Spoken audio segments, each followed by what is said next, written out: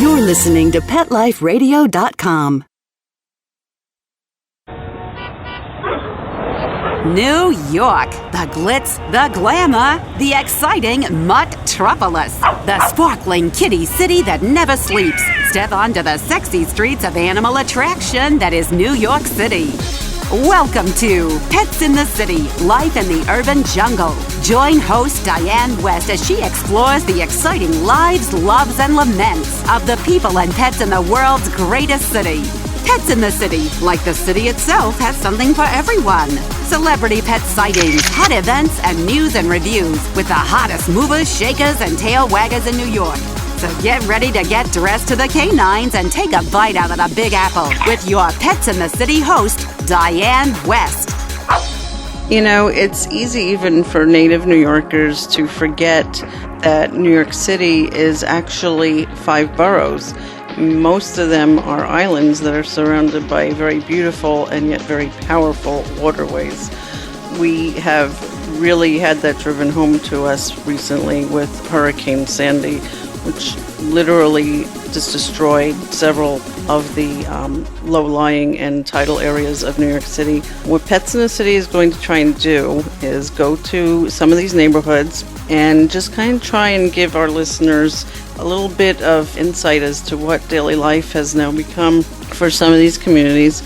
And to start, we visited the Far Rockaway section of Queens, which is a borough of New York City, and we were invited generously by Zina Zachinsky, who is Executive Director of the Allied Rockaway Foundation for Animal Recreation and Fitness. And she, as well as other people, have risen to the occasion to help neighbors who were literally cut off from heat, hot water, electricity, and transportation, and really stepped up to help them keep them and their pets safe. So come with me. This is a Pelham Bay Park-bound 6 local trains. All right, this is my stop, Commercial Boulevard. Yeah, that's funny. Pets in the City will be back in a New York minute. Don't go anywhere. Stand clear of the closing doors, please. Petco, where the pets go. Petco, where the pets go. Pet Life Radio has tail-wagging, fur-flying, fabulous deals for our listeners from Petco. Get $6 off your order of $60 or more and up to 40% off the entire Petco site. That's right, but that's not all. Because you're a Pet Life Radio listener, you'll also get free shipping on your order of $49 or more. $6 off, up to 40% off, and free shipping from Pet Life Radio and Petco. To get these awesome deals, go to petcodeals.com. That's petcodeals.com. Petco, where the pets go. I'm not much of a reader, but I do wish I were more well-read. There are so many great books coming out. I wish I could find a way to keep up. Audible.com makes it easy to stay well informed and catch up on your reading simply by listening. Audiobooks from Audible turn downtime into uptime. You'll be more productive and become well-read. Now I'm able to catch up on all the great books I've been wanting to read. With Audible, I feel smarter. Pet Life Radio listeners, try Audible.com now and get your first 30 days of Audible Listener Gold membership plan free. And get a free audiobook. Choose from over 100,000 titles. To get this great deal, go to audibledeals.com. That's audibledeals.com.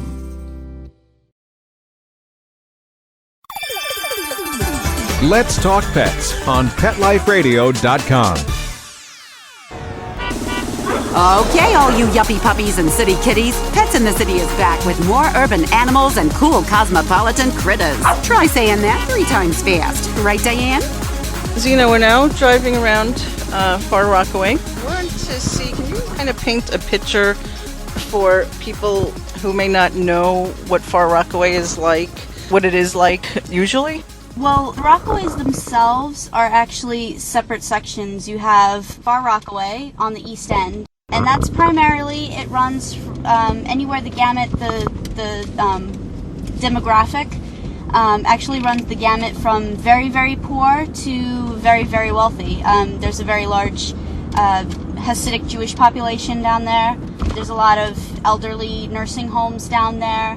there's also a lot of housing projects down there as well. And then you have your middle class working Americans as well, just normal people. So that's Far Rockaway. And then you have the new development, the new community, Arbonne by the Sea and Water's Edge. They are also part of the new community with all the gentrification that's going on. So those are a lot of middle class as well, middle class to upper middle class. You have Rockaway Beach, which runs the gamut from the very, very poor to the very, very rich. Actually, a lot of young people. You also have a lot of nursing homes there as well, especially right when you come off the Cross Bay Bridge there's a huge nursing home complex there. The area was originally built to be for summer homes, really, and they decided that they were going to put up more housing projects and nursing homes. So there's a lot of elderly here, a lot of lower income families. And then you also have, once you start going to the west end, you have Bell Harbor, Breezy Point, which runs from middle class to upper middle class to actually very wealthy as well. So you have a lot of first responders here, you have a lot of firefighters, a lot of police officers, people who are used to being the first ones to help. So they're not used to being the ones who are in need of help. And can you describe, like, a lot of people when they think of New York City, they think of the iconic skyline. How is this area different than that? Kind of paint a picture for us. This is actually, if you go down to the Jersey Shore, or if you go down to, Long Beach, or any type of beach community, Coney Island, any type of beach community, you'll see that it's very much like that. It's so different from the rest of New York City in the fact that it's got a very small town kind of feel, but at the end of the day, you're still in the borough of Queens. It's just a small town that has a very tight-knit community. When you first heard that the hurricane was coming, what was your thought? I thought like a lot of people, in the sense that I wanted to wait it out to see how bad it really was going to be. A lot of times you hear, oh, it's going to be bad, and it's not that nobody believed it. I don't think that even the people who predicted that it was going to be bad thought that it was going to be this bad. I think it was worse than what they predicted. Because a Category 1 hurricane, after years of living in Florida, Category 1 hurricane does not cause this much destruction. This is something that nobody in this country, I think, has ever seen before. Just 3 different storms and combining the strength of the lunar tides as well. I think this is a combination nobody's ever seen before, and I don't think there was any way that this could have been predicted. Now, when you were in your apartment and this was starting to happen, were you out on your balcony looking to see what was going on, or where were you? We were actually in the living room. I'm on the 7th floor of my building facing Jamaica Bay. We were on the 7th floor of the building, and we were looking outside the living room facing Jamaica Bay, and we could see the water from the ocean rushing in behind us. So we were watching and we were looking, and we saw it was coming in pretty fast, and we thought, wow, this is kind of crazy. And then a little while later, the high tide from Jamaica Bay came, and it was just coming at us, and water all over the place, just rising, and rose very quickly as well. I know some people who, they said that their basements had flooded floor to ceiling in less than 10 minutes. Just completely flooded with less than 10 minutes. And cars came floating down, from what I saw, cars came floating down the street. There was, car alarms were going off. Things were moving, you could hear cars banging into buildings, banging into each other. Just hearing all of that going on, seeing things explode, thinking that it was lightning. It was actually a very surreal kind of experience. You and Jeff and the dogs are still in the living room at this point, and at what point did you guys decide, it's time to go? Well, actually at that point, you knew that there was nowhere to go. You didn't know, because we do live in a building, we said that there was nowhere to go. If something happened with the power, and now there's a power surge, there's, broken electrical lines, now we can't even get out because we don't know if the water is live. So basically what we said, we were like, well, we just need to stay put. That's it. We're not, we can't get out, and if we need any help, nobody's coming. and nobody could come. Fire trucks were flooded. They were busy dealing with fires. We found out later, busy dealing with fires in Breezy Point and 2 other sections of the Rockaways. So, there was no way that help was getting to anybody at that point. So we decided that the best thing was just to stay put. And then when you decided to venture out of the house, describe to me what went through your mind when you saw what had happened. Tell me what you saw. Well, we went out at 6 o'clock that morning because we were trying to judge when the next high tide would be. We weren't sure how high the water was going to come up again, and we didn't want to get flooded out. And the dogs had been in the apartment for 16 hours, not a piddle, nothing. They were so good. But at this point, they were already whining, so we decided we had to go out. We had to see what was going on. The first thought in my mind was, where's the car now? Did it float away like some of the other cars? Is it upside down? Are we even going to be able to find it? So we went down to see, just to make sure the basement was, not the basement, the first floor wasn't flooded. There was no water in the stairwell. Kind of checked things out. We were okay. So we went out, and it was still dark at that point. So we had flashlights with us. We're walking around. There's no street lights. Everything's completely dark. And the first thing I noticed was that there was absolutely no water on the street. The water had completely receded, like it had never been there. But of course you could tell that it was there. There was sand all over the place. We realized we were walking through mud, and you don't know what you're walking through even at that point, because you can't see what's going on over there. So you're walking through mud and sand, and you have no idea what's going on. You're basically looking at things that should be recognizable to you but aren't. We were just kind of walking around just in shock, going, oh my goodness, that sign was in front of my building, now it's on top of a table. We went down and we saw, that pieces of the boardwalk were behind our building. We're 2 blocks away from the boardwalk. So just kind of eye-opening to see, oh, this stuff has been moved around, and just kind of taking in all the destruction. We found the car, we were able to find it, but then we didn't want to stay too long to actually inspect it until later. We wanted to wait until the high tide had gone because we weren't sure how high the high tide was going to be. Now, as a person with pets, and who's obviously very involved with pets, with Arf Arf, and just in the community in general, how are you seeing people with pets being affected in particular? I mean, obviously everybody's affected, but what unique challenges are they facing now? Those who don't want to leave their pets, I think, are struggling trying to just keep them alive. People who have reptiles, it's very hard to keep them warm now that it's getting colder. When you don't have power, you don't have a heat lamp to warm them up, or a hot rock.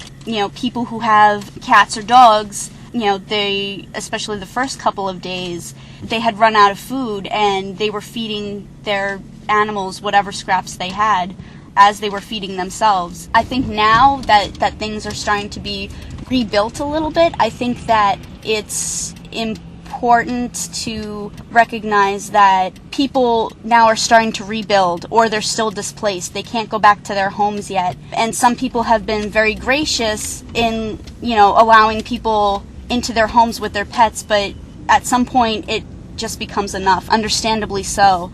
So you were saying, in addition to people having to relocate themselves, people with pets have that added concern that, they want to bring their pets with them, but maybe the neighbor or family member don't have room for them, or doesn't want them, or is that the kind of thing you're running into? Is overburdened if they're in a shelter. Some pets, while it's great that the evacuation shelters allow pets, some of them just can't be in there. I ran into a person who didn't leave. She said, I'm not leaving if I can't bring my cat. My cat is FIV positive. I don't even want to take the risk of putting her around other cats. She had that, and then her dog, like one of my dogs, has never been crated. I have a dog that's actually doesn't like to be in a crate. He gets claustrophobic, actually. So he's not suited for a crate. Other dogs have never been crated. They don't know what's going on. You're leaving them. You're separated from them. They don't understand why you're leaving them in this cage. So it's that extra trauma that's being added on, and people don't want to put their pets through that. So they say, I'm not leaving if my pet can't leave. But now they're finding that they can't rebuild while their pet is in the house. So now you have a lot of people who are rebuilding, who are concerned for their pets. They can't keep their pets in the house, but yet at the same time they can't take them anywhere, and they want them to be left in good hands. They don't want them to be left by themselves. So you said now housing is definitely becoming a concern. Is it just because, like you were saying, people may not want to take them to the shelter, may not want to double up, but it's also you just don't have anywhere to go? I think it depends. I think some people don't know that there's pet-friendly housing out there. They don't know, they don't know that there are hotels that are pet-friendly. They don't know that, they don't know about the options that are out there for them. I think as more and more people are going to be able to go home, I think that there will be more pet-friendly hotels and pet-friendly housing that's available to them. But I think, honestly, people just want to be home and they feel more comfortable being home. Understandably so. Priority that I have is trying to find out who needs what. I just actually spoke to a woman on the phone. Her situation is that she has a cat, the people who she's staying with has a cat, and the cats are no longer getting along. They're starting to fight. They're starting to, or you have people who accepted the animals into the house, but they really were allergic, and now it's starting to become an issue because now they've been in the house for 2 weeks, and now their allergies are starting to come back. So now you're faced with putting another burden on the person who's taking you in. So that's where we're at right now, is just trying to find some fosters for people just to give them a little bit of peace of mind that their animals are being well taken care of, and when they return, they can have their animals back. So, what are you and others trying to do to help? Can you explain a little bit about what ARF is and how you kind of came into this hurricane relief role all of a sudden? ARF stands for the Allied Rockaway Foundation for Animal Recreation and Fitness. And we were actually a group of dog owners that wanted a dog park in Rockaway Beach. There were no dog parks at the time. So a group of people got together, and through a long and hefty battle, they actually won themselves a dog park, and the space was a 2.5-acre park that was very underutilized. There were some illicit activities going on, but the community board said, this is a place where nobody's going to be bothered by the sound of barking dogs. So we started cleaning up the space and making it a place where, people can feel comfortable with their dogs and making it a community. And slowly we started realizing that people also need advice about how to take care of their pets, or, where to go to have, some of their pet-friendly services. We realized that, especially in a lot of the lower income areas, that they can't get out necessarily to some of these pet-friendly services. So we started hosting events that not only raised money for the park, for supplies and whatnot, but we also decided that during these events we would start bringing in services. So we brought the ASPCA in to do spay-neuter.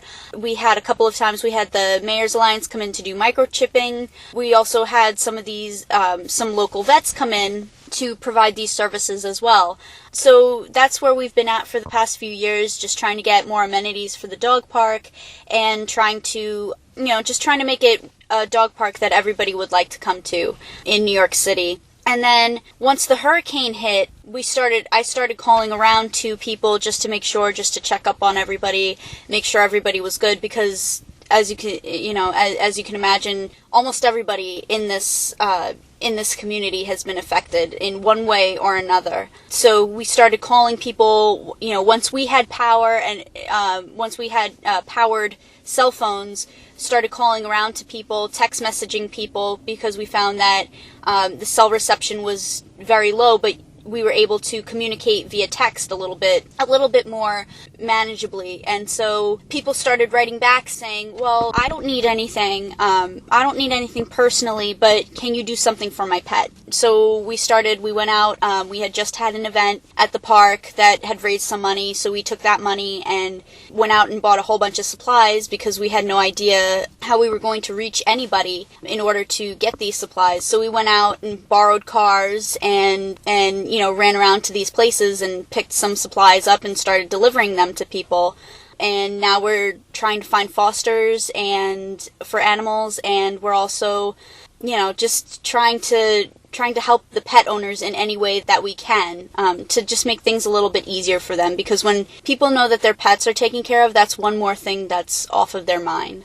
Now, what would you say to people that, don't have pets and, they may look at all this and say, you know what, really? I mean, why don't you guys just get yourselves out of here and, just worry about the pet later? Why would you even put yourself in peril, just to make sure that you're in the house with your pet? Very often, when you have a pet, your pet very quickly becomes part of your family. They are not only a great joy to be around, they're also good for your health, for your health mentally and physically as well. I mean, people who have dogs who take them on daily walks are a little bit healthier because they're forced to take a walk, and that actually in turn helps you bond with your animal. And when you've got that bond, you tend to become closer. And we are finding more and more that these people are emotionally attached to their animals, and some people don't have anything but their animals.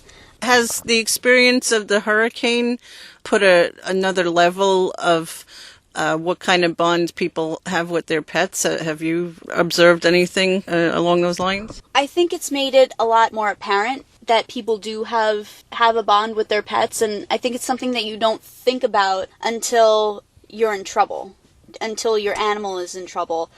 People realize that the animal's in the house with you and you have to cross a river, all this water that's sitting there, and how are you going to get back to your animal? You could leave them there, or you could take them with you, or you can stay and know that the animal is okay or is not okay. Again, it's that extra peace of mind. I think also people don't realize about the connection that other animal owners have with each other, that common interest.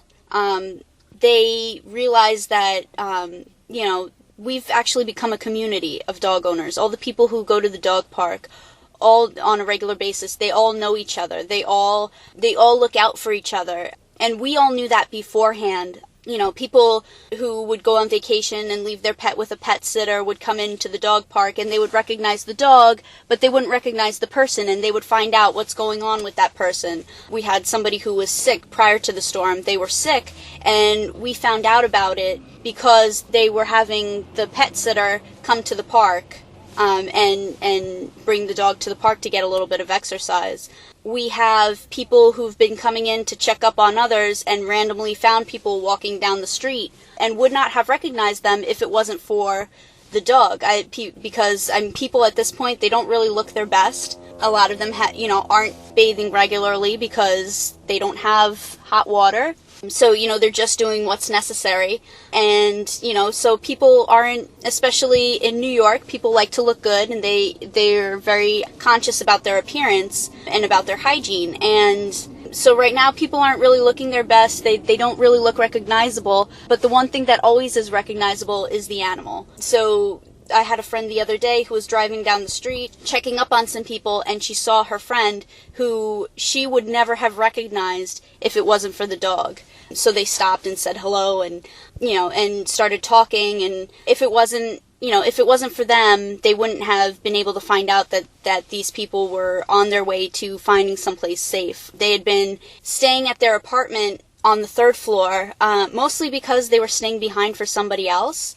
And they didn't really want to leave the dog, but they were told, but my friend had said, one of the other members had said, we'll take care of your dog if we can't find, if you can't find a pet-friendly apartment, we'll foster the dog. Don't worry about it, because the dogs already all know each other from the park, so we know if they get along well or not. So it's really come to the forefront now that this is more than just a bunch of people who go to the park with their dog. It's a community, and the community of pet owners is only growing, and it's becoming more and more apparent in times like these. Now, obviously, you guys, have bonded together. I mean, you were bonded together before, but you guys really rose to the occasion for each other. You're going around these, still very cluttered streets with mountains of sand and debris on them, and you and Jeff are riding around and basically helping people out of the trunk of your car.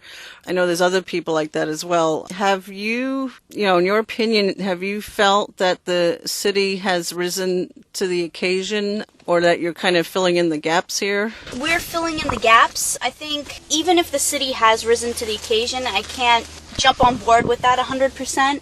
I think there's many things that they've let fall through the cracks, and I think just having extra people on hand has helped relieve that need and kind of help these people who have fallen through the cracks.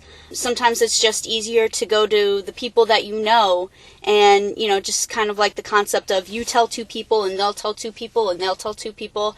It's a little bit easier to take something from somebody that you know, because you know that somebody that you know has your best interests in mind, and then they can recommend some people. I think sometimes people are also a little bit wary about taking things from them. They're concerned that maybe there's not enough for everybody, so they want to make sure that somebody else has something too. So this has been helpful just to give out that extra support. And now, when you compare the response of the animal organizations to something like Katrina, and compare it to the, speed and, I guess, heft of the response here, are you disappointed? Are you impressed? What are your thoughts? I'm a little bit disappointed, just in the fact that it seems like a lot of these agencies were right in their backyard. It seems like in our particular case, some of these bigger agencies, they had no problem going down to Katrina. They had no problem going to, to Florida, to the disasters down there, to other places. While it's very commendable, I'm not saying that there was nothing, and I applaud their response to those disasters, but this is apparently, from what I've been hearing from other emergency officials, is that this is worse than Katrina. This is something unlike anybody has ever seen, and especially in a place like New York City, where nobody ever thinks that this stuff can happen. Everybody thinks, oh, New Yorkers are tough, they're resilient, they're brave, they can handle everything. And true, we can handle a lot. That's not the case, but we're right in their backyard, and it seems sometimes that we're not getting the assistance that we need. What is it that people listening at this point, you said things are starting to slowly get a little better, even though I think you're in this area, Rockaways, you guys are going on, I think, your 10, 11, 12th day without electricity, something like that, or almost 2 weeks. So, I mean, you have no electricity. Some people still don't have hot water. It's getting colder. What is it that people listening could do to help? I think if everybody can write to Governor Cuomo's office. Okay, so, Zena, you said among the things you would foresee people needing help with is, you want them to write to Governor Cuomo and tell him what? Just want to write to him and tell him that the way that LIPA has handled this disaster is unacceptable. There's people who have come in who have been working on these stations, and they say that they have never seen such poor infrastructure, and they've never seen how poorly everything has been handled, and we pay some of the highest electric rates in the country. So just to tell him that this is unacceptable. A utility should be a little bit more on top of their game. Even though I understand that this was a storm of unimaginable proportions, but at the same time, they were told back in 2006, I was reading an article yesterday actually, that they were told that they were not prepared for a big storm, let alone a storm of this size. So their gross negligence has cost lives, It's caused a lot of discomfort, a lot of pain, a lot of mental anguish. People have been hurt because of this. Their lives have been not only endangered, but some people have actually lost them. And a lot of this could have been preventable if they were more on top of their game. That's one thing that can be done. Another thing that can be done is to reach out to people that you know in the area and see what it is that they need help with, and try to contact other agencies in the area and see what resources can be made available to them. Another thing, you can give good thoughts and prayers if you pray to the area. We need help from everywhere. All kinds of help. And then another thing that you can do is contact the local animal groups in the area, because especially like ours, we have taken our funds that were meant for other things and put them into these relief efforts to make sure that people have what it is that they need. At the same time, we've also lost a lot as well. So we're trying to help in whatever way we can, and amidst of everything that we've lost, we're trying to just give support to people as well. You guys actually just had a fundraiser for your dog park maintenance and upkeep and what have you, and you actually have reallocated those funds to buy supplies and bring them door to door like you're doing now. Yes, that's correct.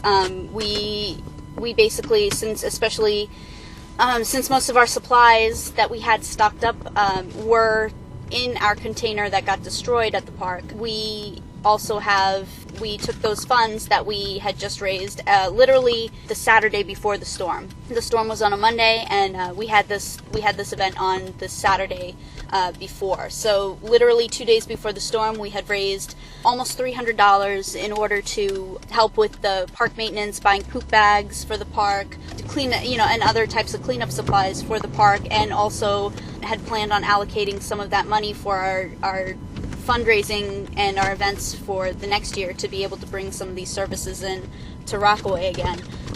So we've basically taken that money and decided that we were going to try to help out the pet owners of Rockaway. And could you give us your website and your Facebook and any other way that people could contact you guys? Sure. Our Facebook can be found by typing in Allied Rockaway Foundation for Animal Recreation and Fitness. We also go by the pseudonym of ARF.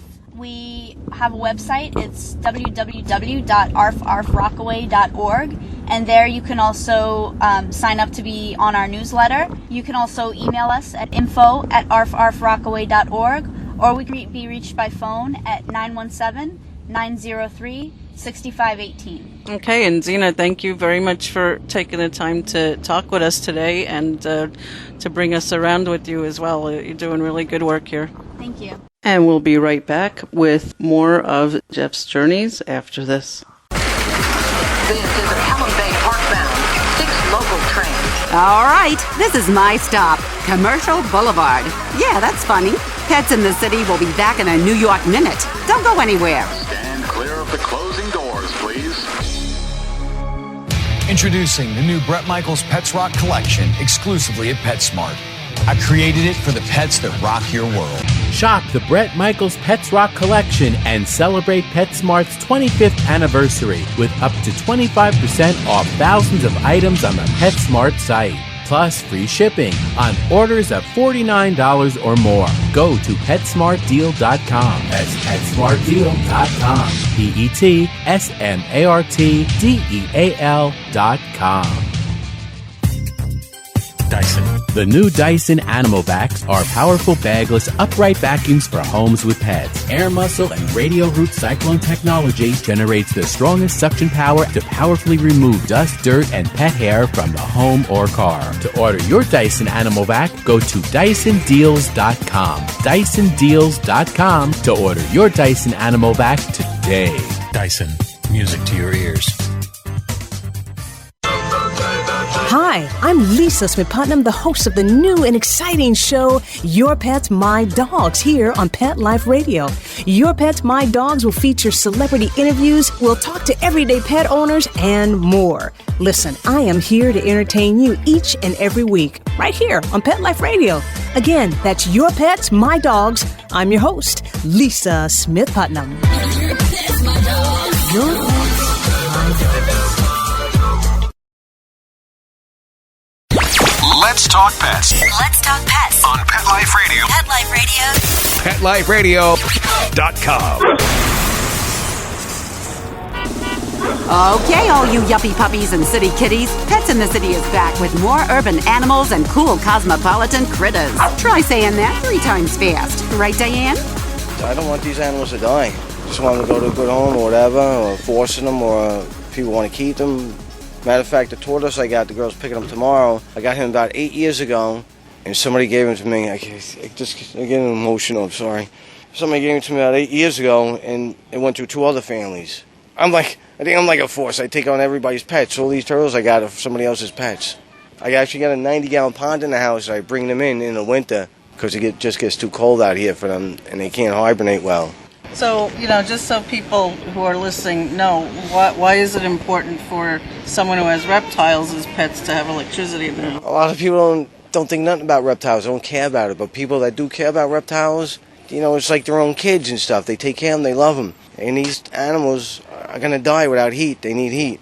Some of them have the ability to hibernate, but I got all these turtles if they're in deep lakes and waters, they can hibernate, but I got them from families that had them since they were little. And they never hibernated before, so they really don't have the ability to hibernate anymore. They lost that. I don't take the chance, so I bring them in the winter. I just don't want them to die. I just want, You care about them. Yeah. This guy might be going. I got, like Zena told me, she has somebody who wants to check him out, my dog, Foster. But then I got another guy at work that called me up and said he lost his dog and he's looking for another dog.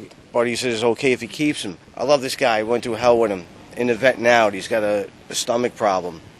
I said, if the guy wants to keep him, let him keep him. This is the first day I got electric. They might come tomorrow and shut it off on me. They said, I turned to myself, he can't stay here and gets down to 30s and stuff. I can't have the dog dying. As much as I hate to give him up, gotta, just do the right thing. Put him in a good home.